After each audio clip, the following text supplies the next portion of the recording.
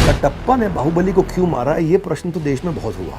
एक और प्रश्न देश में बहुत है, वो ये है कि खान सर का असली नाम क्या है। मैंने सुना है जो लड़कियों को छेड़ता है उसको फिर आप ऐसा हैंडल करते हैं कि दोबारा हिम्मत नहीं करता छेड़ने की। किसी ने आपको गोली मारने की धमकी भी दी थी कि एक वीडियो और बनाया तो गोली मार देंगे।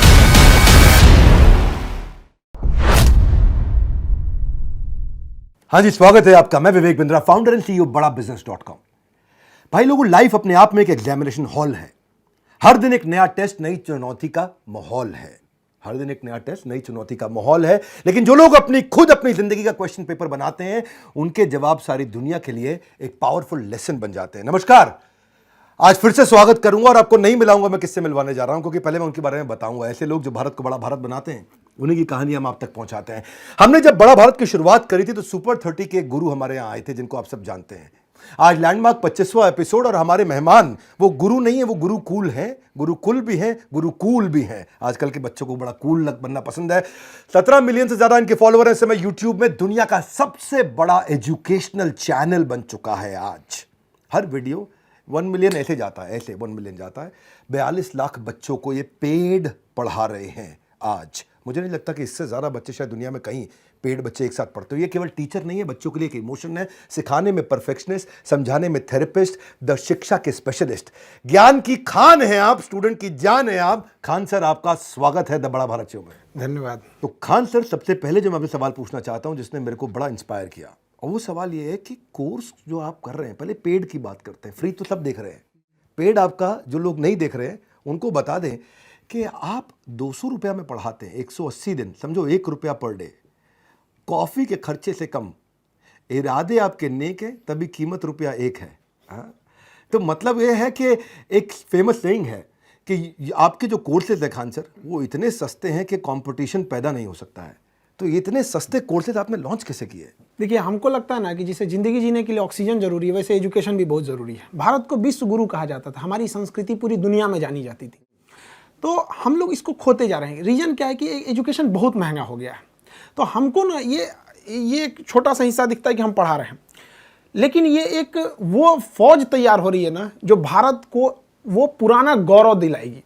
तो हमको वो एक बड़े एस्पेक्ट्स में सोचना है कि हमको कैसे पूरी एक समझिए कि एक पढ़े लिखों की एक सेना खड़ी करनी है, जो तलवार से नहीं कलम से लड़ेगी। और उस समय जब भारत जो सोने की चिड़िया कहलाती थी, हमको वही वाला भारत चाहिए। और इसके लिए बहुत बड़ा फीस देंगे तो नहीं पॉसिबल है।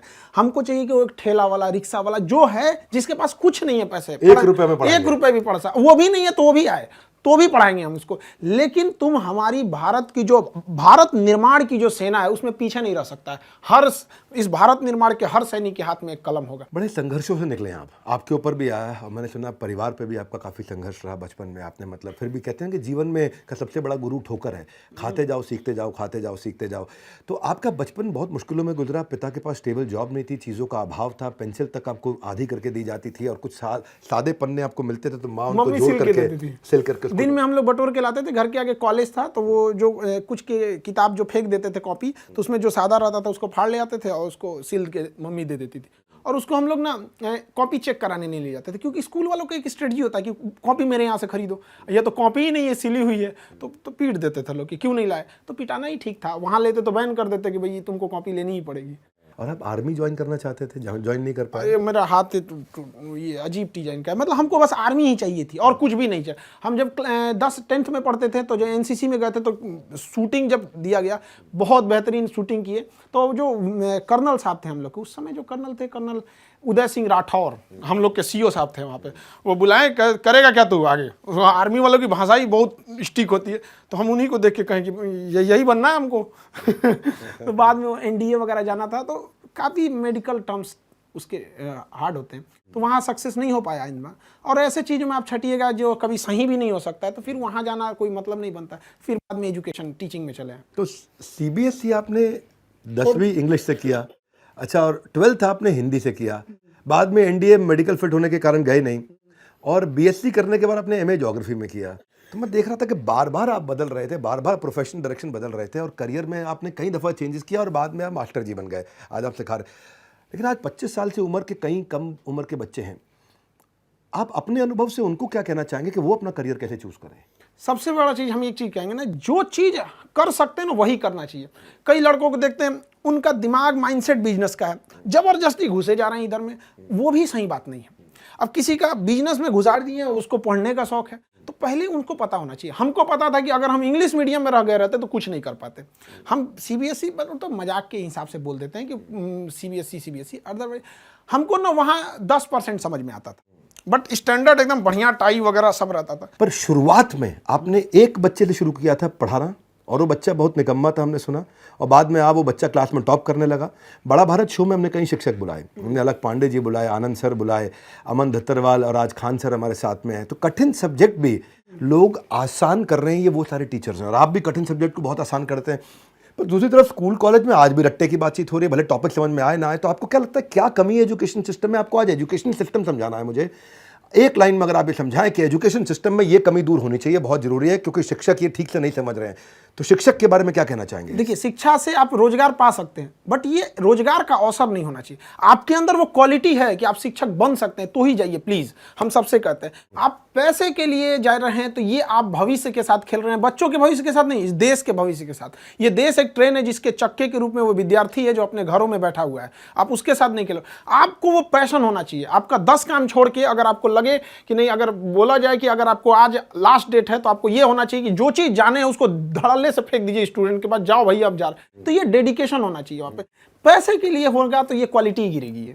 मैं असल में टीचर्स के लिए काम करने का प्रयास कर रहा हूँ कि मैं इस बार जो शिक्षक दिवस आ रहा है टीचर डे, तो मैं आज सबको ये बताना चाहता हूँ कि मैं एक फ्री वेबिनार करने जा रहा हूँ सबके लिए, ट्रेन द ट्रेनर टीचरप्रेन्योरशिप। और ये मेरा एक और गिनीज वर्ल्ड रिकॉर्ड अटेम्प्ट होगा। ये मेरा एक वेबिनार रहने वाला है और मैं बिल्कुल अफोर्डेबल करता हूँ, एक्सेसिबल करता हूँ, लेकिन आज फ्री करने जा रहा हूँ। तो जितने भी शिक्षक लोग हैं वो सीखना चाहते हैं, तो मैंने कई मेथोडोलॉजीज, वो सारी मेथोडोलॉजीज जिसमें public speaking, videopreneur, train the trainer, वो आकर के फ्री में अटेंड करिए, उसका फायदा उठाइए। उसमें कोई कमर्शियल चार्ज नहीं, मेरे यूट्यूब पे होने वाला 4 तारीख को, शिक्षक दिवस से एक दिन पहले, क्योंकि उस दिन संडे है, दोपहर 12 बजे होगा। आइएगा। और खान सर मैं आपको भी इन्वाइट करूँगा आप भी अपने टीचर्स को बोलिए कि वो आए, अटेंड करें, क्योंकि आपके साथ और भी बहुत टीचर जुड़ते चले जा रहे हैं। एक्चुअली ये जो आप प्रोग्राम वाला बात कर रहे थे, हम आपका एक छोटा सा वीडियो हम आपने लगभग 3-4 साल पहले देखे थे। आप शायद किसी गार्डन में आप मोबाइल से बना रहे थे। वो वीडियो आपने बोले थे कि आज आपका वो एंटरप्रेन्योरशिप और बिजनेस के मामले में दुनिया में सबसे आगे आपका चैनल चला गया था। वो वीडियो हम देखें और उस दिन हमारे दिमाग में एक चीज हिट कर गया। 4 साल पुरानी बात, 4 साल पुरानी बात है क्या, जब हमारी भारत माँ की एक संतान ने भारत की पहचान पूरी दुनिया में ले गई कि जब दुनिया देखा जाएगा कि पूरी दुनिया में सबसे बड़ा एंटरप्रेन्योरशिप और बिजनेस कोच कहाँ का चैनल, तो भारत का नाम आएगा, बाद में आपका आएगा, पहले तो भारत का आएगा। हमने सोच लिया कि भाई हमें भी कुछ ना कुछ तो ऐसा करना है जो पूरे वर्ल्ड लेवल में भारत को आगे जाए। तो मेरे भी दिमाग में था हम क्या कर सकते, तो हम तो एजुकेशन फील्ड में, तो हमें उसी दिन से लगा था कि हमें भी एजुकेशन के मामले में दुनिया में सबसे बड़ा चैनल ले जाना है। और हमको ये बात बताने में बहुत खुशी हो रही है कि जिसकी वीडियो को हम देख के ये सोचे थे उसके पास आके ये बात बता रहे हैं। हमको इस बात की बहुत खुशी है कि आज देश दुनिया में इंडिया वाले का फिर से डंका बजेगा। 3-4 साल पुरानी आपने बात बताई, आपने वो हमारा वीडियो देखा, उस समय आपने शुरू ही किया था? नहीं, उस वक्त हम शुरू भी नहीं किए थे। शुरू भी नहीं किया था, बट तो ये 3 साल के अंदर आप 1 लाख से 1 करोड़ 70 लाख सब्सक्राइबर पे पहुंच गए। और मैंने सुना आपको शुरू में फेसबुक भी चलाना नहीं आता था। अभी भी नहीं आता है। नहीं आता। और वीडियो आप खुद एडिट कर लेते हैं? वीडियो खुद एडिट करते हैं। मतलब 17 लोग, कई लोग कहते हैं ना कि बहुत बड़ी नहीं, इच्छा शक्ति होनी चाहिए, विल पावर होना चाहिए चीज में। हमारे पास कोई वीडियो एडिटिंग वगैरह की टीम नहीं है, कोई कंटेंट वगैरह, बस तो कितने दिन में सीखा आपने सब ये? लॉकडाउन में हम लॉकडाउन लग गया था तो हमारे पास कोई गांव में इंस्ट्रूमेंट ही नहीं था, और मेरे गांव में कमर इतना पानी भर जाता था, तो हम ट्रक से गए, पटना से सारा सामान लेके आए, और लाइट लगाने का जगह नहीं था तो 2 बांस काट के लाए, बांस बांधे, उसमें ट्यूबलाइट जोड़े, वीडियो बनाना चालू कर दिए। शुरुआत की वीडियो में बहुत क्वालिटी खराब थी, माइक कमजोर था, ये सब चीज धीरे धीरे खुद ही सीख गया आदमी। पढ़ाने का ये आप में जुनून रहा है। मैंने सुना वो ट्रक की जो आप बात कर रहे हैं, उसमें कोई ट्रक ड्राइवर वाला आपने रोल निभाया था कुछ? वो ट्रक ड्राइवर लॉकडाउन में थक गया था, उसके पास हिम्मत नहीं कर रही थी। हम कहे भाई हम पढ़ाएंगे, अगर हम लॉकडाउन, क्योंकि लंबा चला गया, शुरुआत में हम लोग को लगा था कि छोटा सा लॉकडाउन रहेगा, बट वो लंबा चला गया, तो हमारी मजबूरी थी, गांव कैसे लाएंगे। तो क्या ट्रक ड्राइवर बन गए? तो उसको कहें कि भाई जितना देर तुम चलाना चाहो चला सकते हो, रोड तो खाली है, हमको बहुत एक्सपीरियंस नहीं, बट गाड़ी चला लेते हैं, ट्रक चला लेंगे, क्योंकि लॉकडाउन में पूरी सड़कें खाली थी, खाली गए। अब उसमें पकड़े कैसे, तो हम शर्ट वर्ट उतार के गंजी ले लिया, ऐसे गमछा बांध लिया, चल दिए वहां से, ट्रक लाद के वापस लेके चले आए। एक चीज बहुत मायने रखता है कि टाइम पर, समय के पास इतना समय नहीं है कि जो दोबारा समय देगा। वाह, ठीक बात है। इसलिए टाइम बहुत मायने रखता है। वक्त नहीं लगाना चाहिए निर्धारित करने में हमें क्या करना है, वरना वक्त निर्धारित कर देगा करेगा कि आपका क्या करना है। मैंने जब आपके बारे में रिसर्च किया तो आपकी सफलता के पीछे एक लंबा संघर्ष रहा है, और वो संघर्ष में जब आपने कोचिंग खोला तो मैंने सुना आपके ऊपर बम फेंके गए। बहुत 3 बम चला दिया गया। एक तो बहुत अच्छी किस्मत थी कि फटा नहीं टारगेट बहुत अच्छा था तो फटा नहीं वहाँ पे। 3 बम मार दिया गया। इसलिए कर दिया गया कि लड़के लड़कियाँ ना आए यहाँ पे क्लास करने के लिए। बहुत सारे लोगों को प्रॉब्लम होने लगा। कई प्रॉब्लम थे कि एक तो ये ऐसा क्यों पढ़ा रहा है कि जो कोर्स 2 महीने का है अगर वो 3 महीने भी जाएगा तो हमको जब तक लड़कों की संतुष्टि नहीं होगी आगे नहीं बढ़ेंगे। तो इस वजह से कई सारे ऐसी घटनाएं हुई थी। हमको उस दिन ठान लिए कि हम जिंदगी में कभी इन बच्चों को नहीं छोड़ेंगे, क्योंकि जब मेरे कैंपस में 15-20 कोचिंग थी और मेरे कोचिंग पे पर्सनली बम चला था, मेरे ऑफिस पे उड़ गया, पूरा धुआं धुआं हो गया था। बाकी ये सुबह 9:30 बजे के आसपास की घटना है। उस दिन शाम के शिफ्ट में कोई कोचिंग वाले ने क्लास नहीं खोला। हमको उम्मीद थी कि वो हमारा आके मनोबल बढ़ाएंगे, वो लोग खुद ही मतलब बंद करके चले गए लोग। लेकिन लड़के और लड़कियां अलग अलग हॉस्टल लॉज से उठ के चली आई यहाँ पे, लड़के लड़कियां सब, कि सर आप क्लास लीजिए। मेरे यहाँ बम फूटा था, इवनिंग शिफ्ट का हम क्लास लिए, बाकी बंद थे। जो लड़के अंदर पढ़ रहे थे वो पढ़ रहे थे, जो नेक्स्ट बैच के लड़के थे पूरे नीचे खड़े थे कि देखते हैं अब कौन आ सकता है यहाँ पे। हम समझा रहे थे, वो कह रहा था आके दिखा तुम यहाँ पे। तभी हम सोच लिए कि जिंदगी की आखिरी सांस भी होगी तो उन्हीं बच्चों के लिए होगी। और जब लोग कहते हैं ना कि फीस या ये आप इतना कम क्यों लेते हैं, वो हम इसलिए कम लेते हैं ना कि बच्चों का प्यार इतना ज़्यादा देते हैं कि हमको वो भी ज़्यादा लगने लगता है कि भाई वो इतना ज़्यादा हमारे पे। हम उस वक्त किसी पुलिस वगैरह कुछ नहीं आया था, बच्चों का इतना मनोबल था। तो हमारे लिए एक तरह का वो भी मोटिवेशन है कि ये बच्चों के लिए। मैं सुना किसी ने आपको गोली मारने की धमकी भी दी थी कि एक वीडियो और बनाया तो गोली मार देंगे। हाँ, वीडियो हटाना पड़ गया था हमको। वो वीडियो आज भी मेरे चैनल पे नहीं है, जबकि मेरे यहाँ पे बम ब्लास्ट हुआ था वो। तो हमको काफ़ी मतलब उस शुरुआत में काफ़ी दिक्कत होता है बहुत। मैं सुना जब परेशानी आई तो आपकी जेब में 40 रुपए थे, घर जाने का किराया 90 रुपए था, इसलिए आप घर नहीं गए। घर नहीं गए थे, किराया प्रॉपर नहीं था। और विदाउट टिकट आदमी सोचता है कि एक टीचर पकड़ा जाएगा तो एक और दिक्कत होगा कि बताओ टीचर है विदाउट टिकट घूम रहे हैं। तो हमने सोचा कि अब रुक रहे हैं तो ऊपर वाला ही रोक रहा है, अब यहाँ रुकेंगे ना तब जाएंगे नहीं यहाँ से। ऐसी मुश्किलें या तो इंसान को तोड़ देती हैं या सही रास्ते पे मोड़ देती हैं, और आपको हमेशा इन मुश्किलों ने सही रास्ते पे मोड़ा, और मैं बधाई देना चाहता हूं। पर मैं फिर भी हैरान हूं, मतलब कि इतना करेज आप में कहां से आता है? सर ऑप्शन भी तो नहीं था कुछ। एक चीज़ हम देखें कि जिनको राजा बनने का शौक है ना, उन्हें पहले गुलाम की तरह मेहनत करना सीखना चाहिए, तभी आपको कुछ करना पड़ेगा। तो ऑप्शन भी नहीं था, घर जाके क्या कर पाते। कोई बहुत बड़ा घर से तो हम लोग थे भी नहीं, एकदम मिडिल से भी नीचे थे हम लोग। तो दोस्तों ने काफ़ी हेल्प किया वहाँ पे फाइनेंशियली। कुछ दोस्तों के पास तो अपना पॉकेट खर्च आता था, तो कुछ 500-600 ऐसे दे देते थे। और काफ़ी एक चीज़ अच्छा रहता है ना, बिहार में अपना समोसा खरीदेगा तो उसके साथ सब्जी देते थे सब। तो काफ़ी अच्छा रहता है कि आपने चावल बना लिया उसी को खा लिया। पैसे नहीं थे कोई बात नहीं, बट हमको बच्चों का हिम्मत देखना था कि हम इनको छोड़ के कैसे चले जाएंगे। और वो लड़कों का यही कहना था कि सर आप नहीं पढ़ाते तो कोई दिक्कत नहीं था, जो लत लग गई ना अब नहीं छूटेगा यहाँ पे। हम कहे अब तो पढ़ाना ही पड़ेगा यहाँ पे। बहुत ज़बरदस्त। ये सबने सुना भैया, हंसते हंसते कट जाए रास्ते, सुना है सबने? हंसते हंसते कट जाए रास्ते, बच्चे लेके जाते हैं छोटे छोटे बस्ते, हंसते हंसते कट जाए रास्ते लेकिन हंसते हंसते रट जाए बस्ते। आपने बच्चों के बस्ते को पूरा उनको रटा दिया, और इतना हंसा हंसा कि आपके पढ़ाने का अंदाज थोड़ा निराला है। ये तो हमने सुना है भैया कि स्टाइल और स्वैग बिल्कुल देसी, क्लैरिटी ऐसी कर दे सबको क्रेजी। तो ये जो है, एक मैंने सुना आप लैला मजनू की स्टोरी खूब सुनाते हैं। लड़कियों के चक्कर में पड़ोगे तो बहुत पिटोगे, मुस्कुराना तो लड़कियों की अदा है, इसको प्यार समझा वो गधा है, गधा है। तो मैं सुन रहा था आपकी बात कि तो पढ़ाते वक्त एंटरटेनमेंट होना चाहिए, पर आपने एंटरटेनमेंट में पढ़ाई डाल दी। एक फिल्म जो बनती है ना, वो 3 घंटे की फिल्म लोगों को दिखती है, बट उससे पीछे की 3 साल का मेहनत नहीं दिखता है। तो ऐसा नहीं होना चाहिए कि कोई टीचर उठ के आए और सीधे पढ़ा दिया वहाँ पे 1 घंटे। उस 1 घंटे के पीछे 3 घंटे का उनका मेहनत होना चाहिए। उनको लगना चाहिए कि ये जो लड़का है ना, इसको हमको वर्ल्ड लेवल पे कंपीट कराना है। ऐसे नहीं होना चाहिए कि आप पढ़ा के चल दिए यहाँ पे, ऐसा नहीं है। आपको क्या एग्जाम्पल देना है, लड़के का मेंटल स्टेटस क्या है। हर लड़का एक जैसा नहीं होता है, कुछ लड़के बहुत हाई लेवल के होते हैं, कुछ बहुत लो होते हैं, तो उसको मिला के चलना पड़ता है। ये बहुत ज़्यादा जरूरी होता है। लड़कों को पता नहीं चलना चाहिए वो क्या सीखना चाह रहे हैं, जब वो सीख जाए ना तब पता चले और ये यही सीखना था। तो काफ़ी हमको इसमें बहुत इंटरेस्ट लगता है। हम लड़कों को पहले तो मेरा एक ही टारगेट रहता है कि लड़कों को ये ना पता चले उसको सीखना क्या। जब सीख जाता है ना तब कहता है सर केमिस्ट्री का ट्रिपल बॉन्ड देख रहा है ना कितना ईजी था। Very good, very good. Khan sir, आपने बताया कि भाई मूवी बनने में 3 घंटे का 3 साल लग जाता है।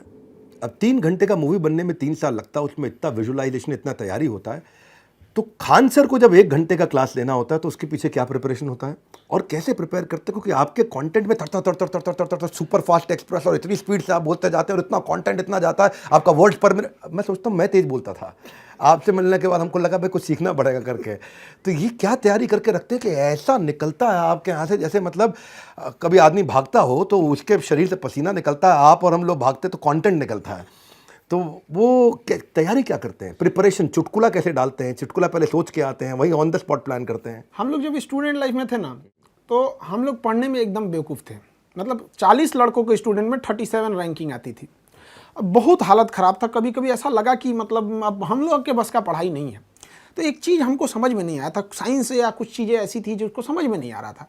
तो मेरे एक दोस्त हमको बताया, पूरा बेहतरीन समझ में आ गया। तब समझ में आया कि मेरी गलती नहीं, पढ़ाने वाले लोग को लगा कि उनके बराबर हमको भी नॉलेज है। तब हमको ये रियलाइज़ हुआ कि हमारा काम पढ़ाने से ज़्यादा समझाने पे होना चाहिए। लड़का को क्या समझ में आ रहा है वहाँ पे, उसका लेवल क्या चीज़ है।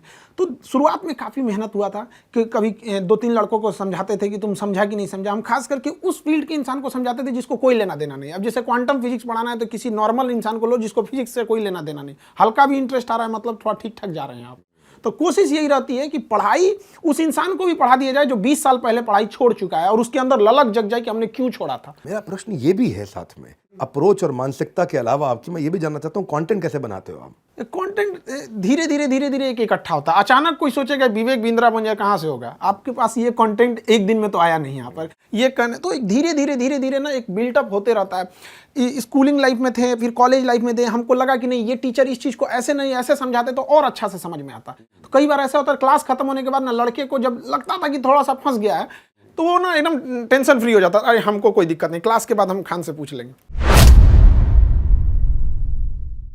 कटप्पा ने बाहुबली को क्यों मारा, ये प्रश्न तो देश में बहुत हुआ। एक और प्रश्न देश में बहुत है, वो ये है कि खान सर का असली नाम क्या है? आपको इतना नॉलेज है खान सर, क्या खान सर ने कभी यूपीएससी ट्राई किया? खान सर कौन है, एक शब्द में कैसे डिस्क्राइब करेंगे? बिहार में बहुत अनएम्प्लॉयमेंट है, जो नेशनल एवरेज है, बिहार का अनएम्प्लॉयमेंट एवरेज बेरोजगारी से डबल चल रहा है। आपके हिसाब से इसका क्या कारण है?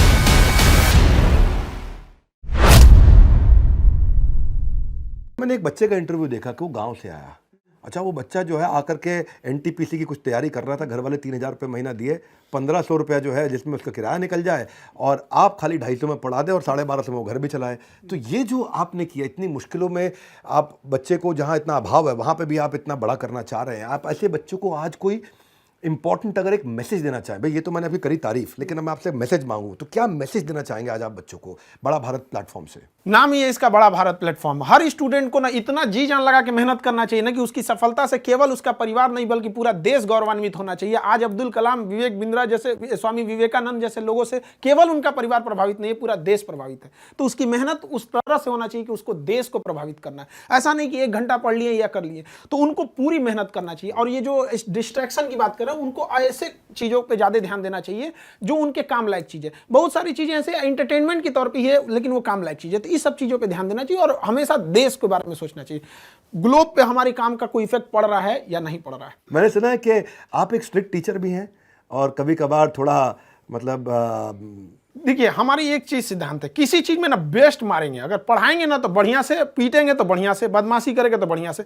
देखिए, हम यही कहते हैं ना कि एक लड़के का अगर रिजल्ट होता है किसी चीज में, यूपीएससी से लेके ग्रुप डी से लेके यूपीएससी। रुकिए, पीट भी डालते हैं आप? हम पीट दे, पुलिस वाला लाठी रखे हम, ऑन कैमरा पीट देते हैं। रीजन क्या है कि एक तो अगर लड़का पढ़ाई नहीं कर रहा है तो तुम अपने माँ बाप के साथ धोखा कर रहा है। तुम अगर लौटेगा तो दूसरे पड़ोसी जो गरीब लड़का है वो कहेगा ना कि उनका लड़का 3 साल पढ़ा और रिजल्ट ही नहीं हुआ, तो हम तो गरीब है, तुम कहां से, हम तुमको लौटने नहीं देंगे, क्योंकि तुम अकेला लौटा तो 10 का रास्ता रोकेगा।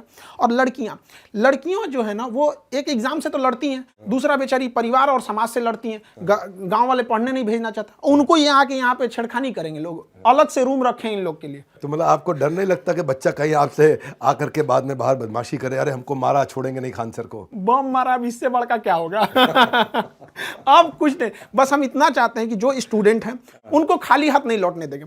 और लड़कियों को, ये जो लोग ऐसे मतलब पढ़ने परेशान मन चले लोग, मैंने सुना है जो लड़कियों को छेड़ता है उसको फिर आप ऐसा हैंडल करते हैं कि दोबारा हिम्मत नहीं करता छेड़ने की। बहुत सारे मतलब शुरुआत में ना जो जब पढ़ाया गया तो एजुकेशन ऐसा चीज़ है इसका 3-4 साल बाद रिजल्ट दिखता है। अभी कहीं पे भी हर पुलिस स्टेशन में हर जगह 2-4 ठो अपने लड़के हैं ही हैं। बस हमको पता करना है कि ये किस एरिया में है और उसको उठा के दे देना है। अब उसमें खास करके हम करते हैं ना, जो लड़की हैं सब, जैसे कोई लड़की है डीएसपी इधर होगा, उसको दे देंगे ना तो और बढ़िया से इलाज करेंगे उनका। नहीं, बच्चे आपको इतना प्यार करते हैं। और पर मैं आपसे पूछना चाहता हूँ, ये लड़की को कोई तंग करता है तो आप उसको खूब हड़काते हैं और उसको पीट भी देते हैं और उसको करेक्ट भी करते हैं, कहीं इंस्पायर भी करते हैं। डिपेंड करता है कितना डोज में वो ठीक होगा। First dose, second dose, booster dose, वो अलग अलग डोज है। वो राखी बांधी हमारी कुछ रिस्पॉन्सिबिलिटी बनती है। बिल्कुल ठीक। मैं सुना सबसे ज्यादा राखी आपको हाँ, सबसे ज्यादा बांधी के ब्लड रुक गया था मेरा। तो कितना 2,500-3 हजार राखी? हाँ, 2200 से ज्यादा थी राखी। 2200 से ज्यादा राखी। बहुत ज्यादा राखी थी। मेरा एक बाउंस बैक इवेंट था पटना में, उसके बाद मैं दोबारा नहीं किया इवेंट। मैं बताता हूँ आपको कारण क्या हुआ। वो हमारा इवेंट हो गया ओवरसोल्ड। अच्छा, हॉल के अंदर जगह केवल 2000 लोगों की। कृष्णा मेमोरियल। हाँ, मुझे याद नहीं क्या था जगह का, तो केवल 2000 लोग बैठ सकते। वहाँ एडजस्ट कर करा के 2200, 2300, 2400 आदमी घुस गया। अब बाहर 2000 आदमी और खाली खड़ा, तो उनमें जो है हमारे पास हमारे सेल्स के आदमी बैठे बाहर, तो ऐसा करके आया और यूँ कान खुजाया और बोला, बिंद्रा जी से कह दीजिएगा दिल्ली पहुंच नहीं पाइएगा। तो वो हमारी टीम भाग गई वहाँ से, बोला कह रहे दिल्ली पहुंच नहीं पाइएगा। तो उस दिन के बाद हम दोबारा पटना गए नहीं बाउंस बैक करने, क्योंकि मतलब दबंग है लोग वहाँ के। और आपने मतलब किसी को दबंग होते वक्त खुद को इतना मजबूत कर लिया कि फिर आप में अंदर वो भय नहीं आया। ऐसा अब नहीं है। अब हम आपको खुद इनवाइट करते हैं कि आप चलिएगा, हम खड़े रहेंगे। मेरा आपसे एक प्रश्न है, थोड़ा अलग प्रश्न है। कटप्पा ने बाहुबली को क्यों मारा, ये प्रश्न तो देश में बहुत हुआ। एक और प्रश्न देश में बहुत है, वो ये है कि खान सर का असली नाम क्या है। और वो प्रश्न ये है कि भाई खान सर जो हैं, वैसे तो देखो आदमी अपने नाम से नहीं अपने काम से बड़ा होता है, और आप अपने काम से बड़े हैं। तो आपका नाम क्या है, इसके पीछे बहुत कहानियाँ हैं।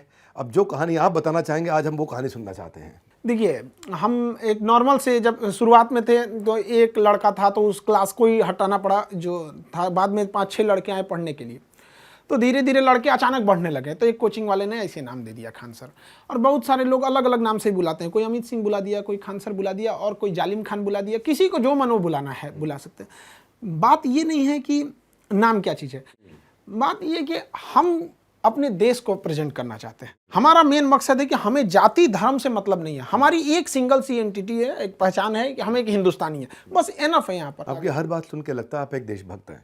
बहुत अच्छा लगा मुझे। मैं कुछ रैपिड फायर ले सकता हूँ आपके साथ? हाँ। तेज क्वेश्चन होगा और आपको तेज आंसर करना है।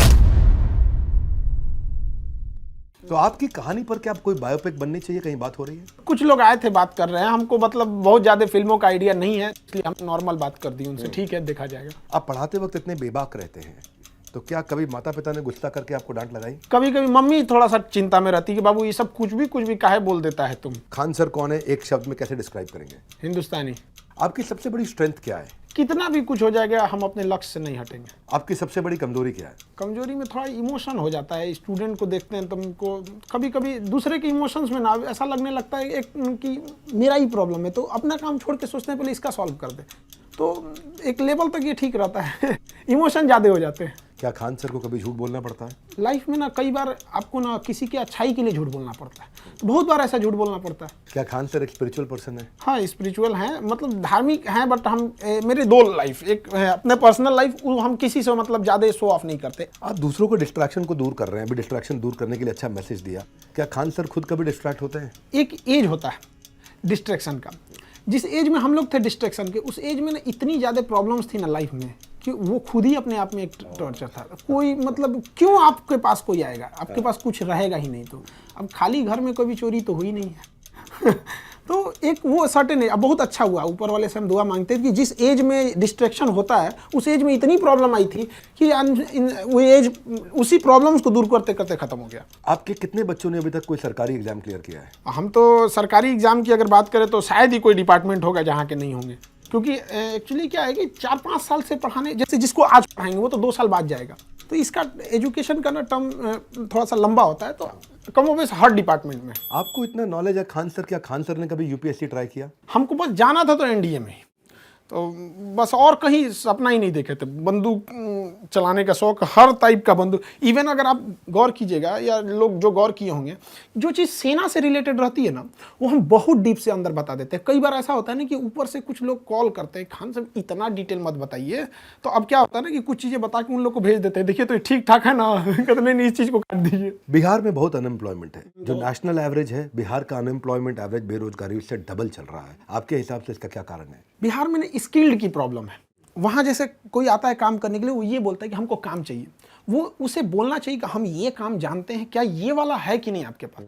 तो वहाँ पे स्किल्ड की बहुत कमी है। स्किल्ड है और अनऑर्गेनाइज तरीके, जैसे क्या है कि अभी कोई योजना चलेगी गवर्नमेंट की, तो हर डिस्ट्रिक्ट में उसको खोल देंगे। बस जहां आपका दूर गया तो कंट्रोलिंग से पावर खत्म हो जाता है। उसको सेंट्रलाइज करना चाहिए। आपको सीखना है ना, तो आप पटना आइए। आप जिंदगी भर के लिए थोड़ी आ रहे हैं, 1-2 महीना पे आप खोल के चले जाइएगा। बट ये जो गांव कंट्रोल नहीं हो पाता है, तो फिर वो एक चीज़ गड़बड़ी है। स्किल्ड की बहुत बड़ी प्रॉब्लम है। और एक वर्किंग कल्चर भी वहाँ पे ना, जो एक तरह का जैसे गुजरातियों का एक बिजनेस कल्चर ही है वहाँ पे। तो वहाँ अभी भी ना नौकरी को बहुत प्रेफरेंस देते हैं। एक दादी जी थी, बहुत बूढ़ी हो गई थी, तो उनसे हम मिलने गए, बहुत खुश हुई कि बाबू वो खूब आशीर्वाद दी, कही कि सब तो ठीक बा, एगो नौकरी हो जाए सरकारी तो अब ठीक रही। अगर बच्चों के दिल की बात करनी हो, आप बच्चों के दिल की बात करते हैं, लेकिन अगर अपनी खुद की दिल की बात करनी हो तो किसके पास जाते हैं? बच्चे तो आपके पास आते हैं, आप किसके पास जाते हैं? दिल में जो रहता है हम बच्चों को बोल देते हैं। ऐसा कोई पर्सनल चीज़ें नहीं रहा है। और अभी अब जस्ट पहले कि झूठ बोलने के लिए हम सबसे ज़्यादा अगर झूठ बोले थे ना तो कोरोना के टाइम पे। एक्चुअली क्या था ना, कोरोना में लोग डर के मारे बहुत ज़्यादा लोगों की जान जा रही थी। तो अगर हम पहले पूछ लेते थे तुम्हें उसका प्रॉब्लम क्या है, जैसे कर उसका ऑक्सीजन लेवल घट रहा है, फटाक से बोलते थे घट रहा है, अच्छी बात है, ये सबसे तेज रिकवर कर रहे हैं। जिनका 60 हो जा रहा है ना, 60 के बाद अचानक से बूम कर दे रहा है, तो वो ठीक होने के लिए नहीं सोच रहा था। वो सोच रहा था खान सर बोले ऑक्सीजन लेवल 60 आएगा, ठीक हो जाएंगे, 60 जल्दी आओ जल्दी आओ। मतलब उसको इस तरह से करना जो उसकी कमजोरी बोलता है, अरे यही सही होगा। किसी का आँख स्मेल चला गया, हमको यही वाला तो एकदम जल्दी सही हो रहा है। एक गाना मुझे याद आ रहा है, जिंदगी एक सफर है सुहाना, यहाँ कल क्या हो किसने जाना। खान सर के सफर की मंजिल क्या है? अखंड भारत देखना चाहते हैं। अरे वाह। अल्टीमेट हैं तो फौजी, आगे पढ़ाने वो अलग बात है। जाना तो था फौज में। भारत माँ का जो आंचल हटाया गया ना, पीओके और ये सीओके चाहे अक्साई चीन, वहाँ से हम लोग जो अखंड भारत था, बस वही दे दो। वाह क्या बात है। आपका कोई अपना वीडियो जो आपको बहुत पसंद हो? कई सारे ऐसे।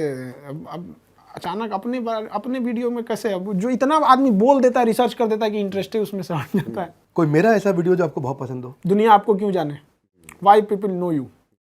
और एक जो आपने बोला था कि हम भारत माँ का, भारत के एक संतान का चैनल सबसे आगे चला गया, वो तो मतलब नेक्स्ट लेवल था। मतलब उसी को देख के हम यहाँ आपको बता भी देंगे, आप ही की वजह से हमने ये सोचा। मेरी वजह से नहीं, आपकी मेहनत और बच्चों के प्यार से है। अच्छा मान लीजिए आपने कुछ पढ़ाया और स्टूडेंट को समझ में नहीं आया, तो इसमें टीचर की कितनी गलती है और स्टूडेंट की कितनी गलती है? इस बात से कई टीचर हमसे नाराज भी हो जाते हैं। हम ये कहते हैं कि अगर स्टूडेंट क्लास में नहीं आया है, उसके बाद फेल हो जाता है, तो स्टूडेंट की गलती है। क्लास में बैठ के फेल हो जाता है तो आपकी गलती है। कैसे हो गया यहाँ पर? तो ये बहुत मायने रखता है। आपकी एक रिस्पॉन्सिबिलिटी, आप ऐसे पल्ला नहीं झाड़ सकते हैं कि नहीं समझ में आया। आप उसको उस लेवल पे ले जाके समझाइए। और ये धीरे धीरे एक्सपीरियंस से आ जाता है। जब हम लोग भी शुरू में पढ़ाते थे ना, तो एक आइडिया लगता था कि एक फ्लो में पढ़ा देते थे, लेकिन अभी आइडिया है कि हाँ यहाँ तक हमको जाना है, यहाँ ये पक्का फंसेगा, तो इसलिए उसको हंसा खिला के वहाँ तक में निकाल देते हैं। तो आप टीचर को बड़ा जिम्मेदार व्यक्ति मानना चाहते हैं कि भाई टीचर की जिम्मेदारी है? उसके साथ एक और चीज़ कहते हैं, टीचर की बहुत सारी जिम्मेदारी है।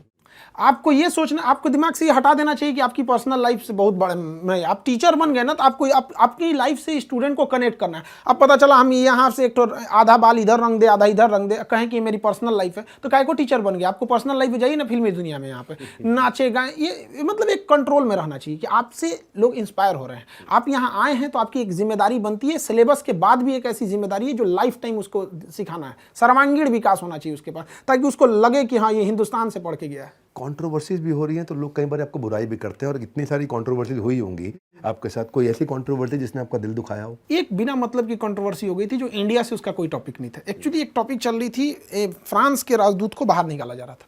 तो अक्सर देखते होंगे इंटरनेशनल रिलेशन चूंकि करंट अफेयर में जरूरी होता है, तो टॉपिक था कंप्लीटली डेडिकेटेड था पाकिस्तान और फ्रांस से। उसको इंडिया से कोई मतलब ही नहीं था। तो हम जो भी चीज़ें बता रहे थे पाकिस्तान का बता रहे थे। बट क्या हुआ ना, कुछ पाकिस्तानी चैनलों ने ना पाकिस्तान हटा दिया, फ्रांस हटा दिया, धीरे धीरे पाकिस्तान से इंडिया की ओर चलाया। कुछ गाने भी होते हैं, आप देखते होंगे पाकिस्तान से इंडिया की ओर आके बहुत तेजी से स्प्रेड हो जाते हैं, तो उनका था। और यहाँ बिना मतलब कि इन लोगों ने कंट्रोवर्सी खड़ी कर दी। बाद में जिन लोगों ने कंट्रोवर्सी खड़ी की थी वो पर्सनली कॉल भी किए और कहें कि सर हम वापस आपसे सॉरी बोलते हैं। हम कहे अब तुम चौपट करके एक तो बिना मतलब का काम के उसको सॉरी बोलता रहने दो भाई, ऐसे ही रहने दो यहाँ पे। बाद में धीरे धीरे रियलाइज हुआ वो टॉपिक ही इंडिया का नहीं था। तो एक होता है ना कि इंडिया का टॉपिक रहे तो बोलो तो समझ में भी आता है। मैंने सुना एक कंपनी ने भी आपको ज्वाइन करने के लिए करोड़ों रुपए ऑफर किए थे। 107 करोड़। 107 करोड़, वाह। उस वक्त मेरे पास कुछ भी नहीं था, बहुत कुछ नहीं था उस समय।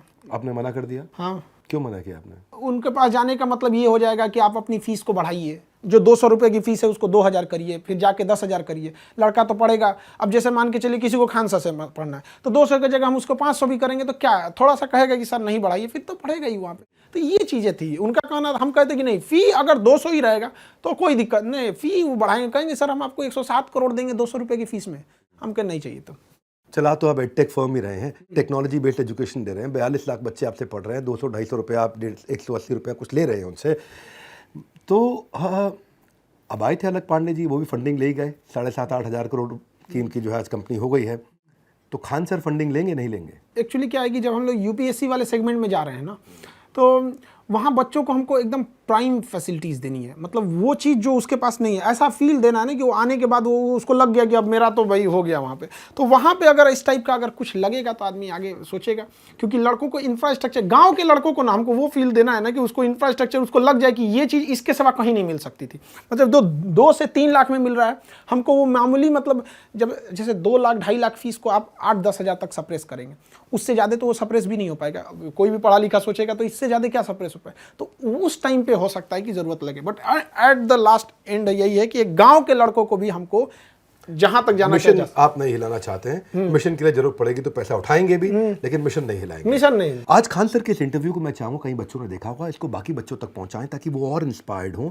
ये अपने आप में बिजनेस मॉडल भी बहुत सुंदर है जिन्होंने अफोर्डेबल बनाया। खान सर एक ऐसे रेवोल्यूशनरी एंटरप्रेन्योर भी हैं और एक ऐसे एजुकेटर हैं, एक ऐसे टीचरप्रेन्योर हैं जिन्होंने बहुत बड़ा रेवोल्यूशन लेकर के आया।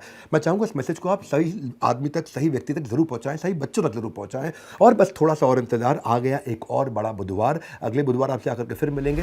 वीडियो को लाइक जरूर करिएगा, हमारा उत्साह बढ़ता है। आप चैनल को सब्सक्राइब करना चाहें लेकिन इसको सही व्यक्ति तक जरूर पहुंचाइएगा। हमारे साथ जुड़े रहने के लिए, इस वीडियो को पूरा देखने के लिए आप सबका हृदय की गहराई से प्रेमपूर्वक बहुत बहुत धन्यवाद। खान सर आपका विशेष धन्यवाद। धन्यवाद।